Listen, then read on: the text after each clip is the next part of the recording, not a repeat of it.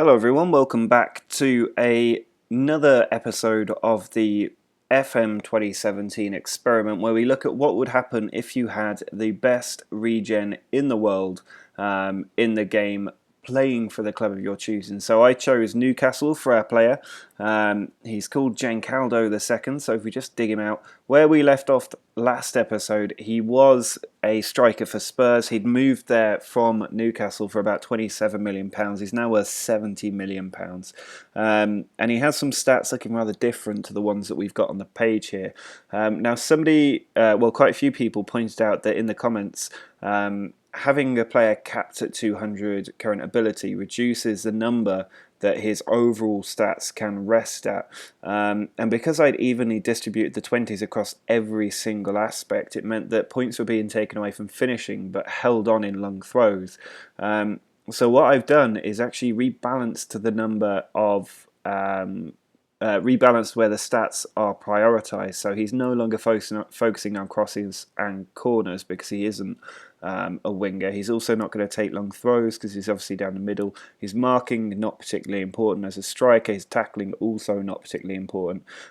More controversially, I've lowered his bravery. Let me know in the comments if that's the wrong thing to do, because I know that it's mostly for defenders in my experience. But obviously it also means that he's less likely to jump into a sort of dangerous header, theoretically. So let me know in the comments if you think that was a mistake, and obviously we can get the numbers back from elsewhere and put it back into bravery. But it'll be interesting to see how he does over the next 4 years with these brand new stats, because last time that we left off, if we have a look at the competitions that he'd won the Europa League, he won the EFL Cup, he was a runner-up in the Champions League, but he'd already won that back in 2018 with Spurs. Won the FA Cup, EFL Cup, FIFA Club World Cup. Well, actually, he was runner-up in the FA Cup. He hasn't won that one yet, but he has won 2 Europa Leagues, the Champions League. Those are the main competitions, but he's still yet to win the Premier League with Spurs, which I think he probably will do over the next 4 years, especially with these brand new stats to his name. His overall history in terms of career stats is pretty good. He's got a very good goal-to-game ratio, 95 league goals in 155 league games. When you add in the assists on that, he's done very well, and he's player of the match in about half of all the games he plays. Last season, he got 38 goals in 57 games, which is quite impressive. But what we're going to do now is jump forward 4 years in time, and we'll see how he's getting on, and also how he gets on for England. It is Euro 2020, and we will also pass World Cup 2022. So those will be interesting things to look at. He's already got 34 goals in 40 caps, so I'm assuming he's going to add quite a lot to that total, and he could also become England's record goal scorer in that time. So let's jump ahead and see how he's getting on. We are now 4 years into the future. Our main man is 24 years old. His valuation has also gone up by £1 million. He's now earning £210,000 a week. He's hitting the prime of his career. His stats have been reduced yet again, so clearly we overplayed them last time, but he's still got the stats where it matters. His bravery has increased, so the club have clearly identified that as somewhere that he needs to improve. But some of his other stats have dropped down to compensate for that. Overall, he's still looking like a very dangerous player, and you can already see that he's got 83 goals in 90 caps at the age of 24. That is utterly phenomenal, and he will easily, I would think, become the highest goal scorer in international football of all time if he keeps up his fitness, which he will, because he's got 20 for natural fitness. So he is looking particularly good on his stats. But let's have a look at his career stats, see how he's done over the last 4 years. So he left off on this season, I think, where he got 38 goals in 57 games. The season after that, he got 45 in 60, did very, very well. 22 league goals in 38 games again. Then he got 27 in 48, a lot less games that season. Then it was 46 in 61. I think that is a particularly impressive tally. It's also the highest he's ever got. He matched his highest Premier League goals ratio of 29, but his assists really have dropped off a cliff. And then this season, 37 in 58, 24 goals, 8 assists. Not bad at all. Now, if you have a look at the Premier League and see how that has developed over the last 4 years, we can see Spurs have won the title. So he has at least one Premier League trophy to his name, but he wasn't the top goal scorer in the league. Oh no, he was. Jay the second. That is the name we're looking for. I guess his name's just been completely chopped off because it's technically his surname is just the second. But if we have a look at the stages and jump down to the 1920 season, so this was, I think, the last season we looked at in the game. If we move forward 1 year, they still didn't win the Premier League, finishing 2 points behind rivals Arsenal. That will have hurt. 21-22, they finished 5th, well out of the title race and not even qualifying for Champions League football, which would have been a really bitter blow. Then they finished 2nd to Man City, 8 points behind City, and the heartbreak continued until finally this season they win the Premier League by quite a long distance. It doesn't look like it was the most competitive season. 78 points could have won this title, but they have been the one team to keep up their form. Nice to see Newcastle up in 7th place as well. That cheers my heart a little bit as a Newcastle fan. Actually finishing there consistently 8-7-7-7. But that is quite interesting that they have finally won the Premier League title. So if we go back to Giancarlo and maybe take a look at his achievements. So if we scroll down to where we left off, which was the 2020 season, we'll see that he won all these awards and then broke the England record for goals scored in a season of 14. And then he won the FIFA Ballon d'Or in 2020. That's not bad going.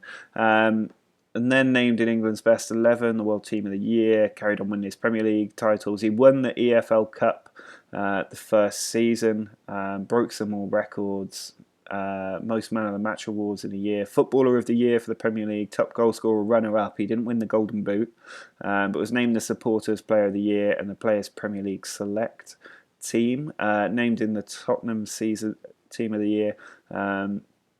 Few more awards, Best Player in Europe, Golden Boot in the Champions League, and broke the England record for the most goals, getting his 54th goal in the match against Portugal. He would have been 21 years old at the time.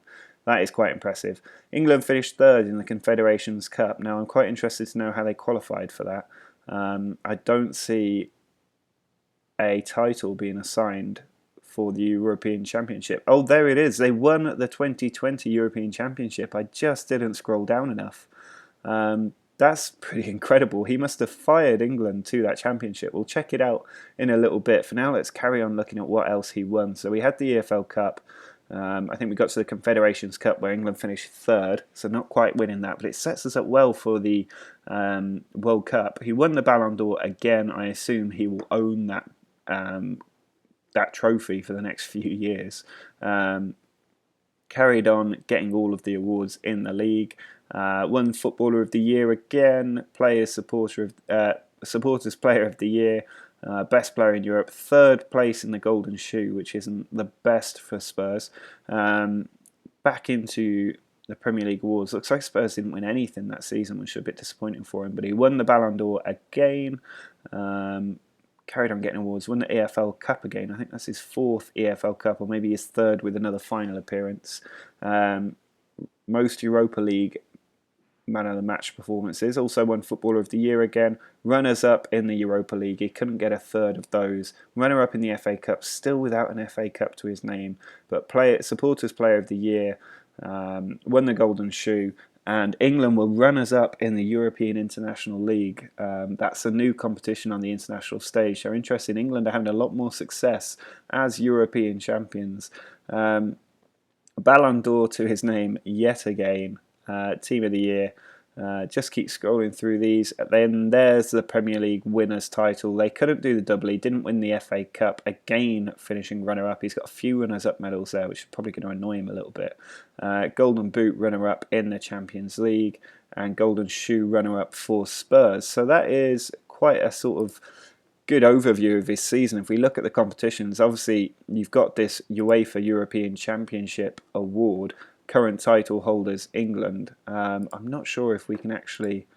We can have a look at this. So in the group stages, England won 7 points ahead of Greece, Sweden and Georgia. Not the most difficult group. Second round, beat Ukraine 1-0. That was quite nice. Quarterfinals, beat Holland 4-1. That's a particularly good result.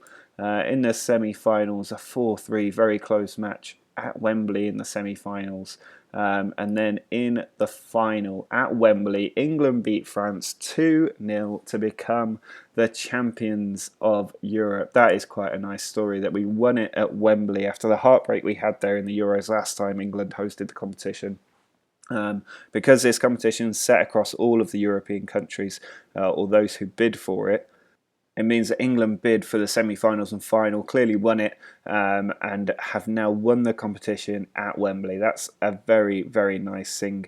And Gencaldo got the most player of the match awards, but not... actually, I think this might be slightly out of date. We need to get right to the end, I think. I'm not sure how that would work. Or maybe it's because the current one is ongoing, that's why. But if we go back and have a look at Gencaldo's awards again, we can see third place in the EFL Cup was pretty good. He's won a lot of Ballon d'Ors, which is not on this screen. But overall, the new competitions are the European Championship, International Silverware, the UEFA Super Cup they failed to win, EFL Cup they won, and again retaining that competition, and then just a series of disappointing finals, the European International League, the FA Cup and Europa League. Then he won his Premier League title, and then he was runners-up in the FA Cup again. So he's not actually won that many trophies, and that's maybe the trouble with being at Spurs, is that they're not regular title challengers. But now that they have won it, you do think that maybe they will be in a position to kick on and get a few more trophies. But he has already got quite a lot of awards and various other things in his locker. If we have a look at the Ballon d'Or, if we can find it, we will see that he has now won the Ballon d'Or 6 years in a row, which is pretty impressive. Messi has 7 to his name, so there's a very good chance that in 2 seasons' time, if we do another episode, we will see that Gencaldo II has become the world's greatest ever player. He's already won some European silverware with club and country, and it's now about whether he can win the World Cup with England. He's going to have to wait a couple of years to see how that got on. But if we have a look at his personal sort of fixtures, I think we have to look at Spurs' fixtures to do that. But I think really what we care about is England. So let's head over to England and have a look at the national team senior squad schedule. We can roll it back to 2020, where we had the run to the final. So if we start with the group stages, no goals in the first match. Then he finally picked up his first goal against Sweden, scored another against Greece, and then against Ukraine he got the penalty that sent England through. 4-1 against Holland, he gets a hat-trick. That's pretty good going. And against Belgium, he also gets the opening goal. England scoring 3 goals in 3 minutes and then being completely pegged back before winning it through Raheem Sterling in the 69th minute. And then in the final, he gets the first goal, Jordan Ibe the second, and England win the European Championship. Then in the Division A, he also gets a hat-trick against Germany as England beat Germany at Wembley. That would have been a very special day. I'll just look at the key fixtures here. He also scored away against Germany. Then the following year, doing quite well, scoring in a 4-0 win over Israel, but knocked out by Portugal in the semi-finals of the International League. That would have been really disappointing. He did get a goal in that game, but it wasn't enough. That only brought England level at 3-3, but what a first half that must have been. And then in the Confederations Cup, beaten by Brazil, beat Mexico, and he got the winning goal against Nigeria. And then in the semi-final, he scored twice, but Argentina knocked England out. And in the third place playoff, Dele Alli got the goal to beat Morocco. Not too worried about these group stage matches. There's not any big teams in there. But against Spain, he got 2 goals in that victory. And then in the World Cup, Group B, Holland, Iran and Nigeria. He scores against Holland as they get draw on the board. Gets a hat-trick against Iran, which is pretty good going. And then doesn't score as they're beaten by Nigeria 2-1. And it looks like they're actually knocked out at the group stage of the World Cup. He got 4 goals, which would not have been enough to get near the top scorers. But that is really disappointing that they were knocked out by Nigeria in the World Cup group stage. European division kicked off again, getting a few more goals in that, and then making the International League semi-final. Beating Italy on penalties, not something you hear often from England. And then being beaten by Spain 2-0, not having the best of luck in the sort of really crucial games other than that European Championship win. But they're doing well in the European Championship at the moment. Getting a goal in the second game. They've got to beat Poland, I think, to fully qualify. If they're beaten by Poland, then they will go out of the competition, and Poland also top the group at the moment. So that'll be something to look forward to in the next episode if we choose to record one. But overall, I'm not sure there is an awful lot left to look at. If we just jump backwards to Giancarlo again, I think overall he's looking pretty good. He's not going to get much better than this because it's just incapable of happening within the constraints of the game. His contract info looking pretty good, 210 grand a year. I imagine that'll go up by the time we check in next because he will be given a new contract. Who knows, he might even move to another club. If Spurs don't keep winning competitions, he could well move. 193 goals in 304 games, and he is getting man of the match in about half of all the league matches he plays. Not bad return there. But that will be it, I think, for this episode. Drop a like on the video if you have enjoyed it. If you want me to do 4 more years in the future, do let me know in the comments or just like the video. And if it gets a few likes, I'll know that you want another update when he's 28 years old and really in the prime of his career.